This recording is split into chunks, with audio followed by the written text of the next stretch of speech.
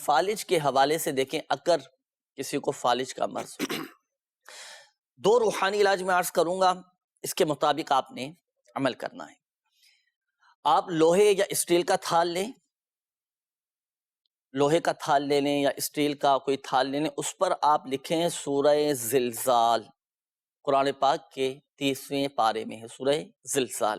کسی بھی قلم سے، کسی بھی مارکر سے، کسی بھی پوائنٹر سے، کسی بھی کلر کا ہو، آپ لکھ لیں۔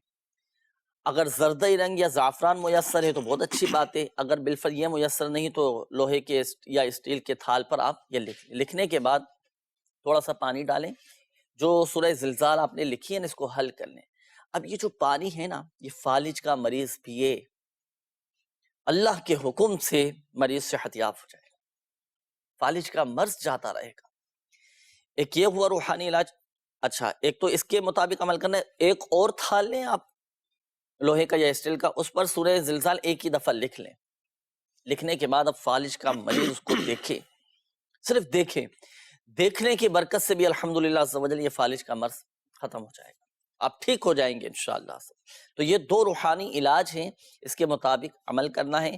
ایک اور چلے میں روحانی علاج خیر خواہی کی نیت سے اور عرض کر دیتا ہوں، تینوں میں سے جو آپ کو بہتر لگے، جو آسان لگے آپ کو، جس کے مطابق آپ کو عمل کرنا آسان ہو تو آپ وہ عمل کیجیے گا۔ رات کو سونے سے پہلے صرف 100 مرتبہ آپ پڑھیں گے یا اللہ یا اللہ یا اللہ یا اللہ، 100 مرتبہ پڑھ کر جسم کے جس حصے پر آپ کے فالج ہیں آپ اس پر دم کر لیجیے، اللہ کے حکم سے آپ دیکھیں صحت یاب ہو جائے گی۔ آپ بھی عمل کیجئے گا۔ اور ہمارے دیگر ناظرین، اگر آپ میں سے، آپ کی فیملی میں سے، آپ کے جاننے والوں میں سے کوئی فالج کا مریض ہے نا، تو آپ اس کو یہ بتائیں عمل، انشاءاللہ عز و جل فائدہ حاصل ہوگا۔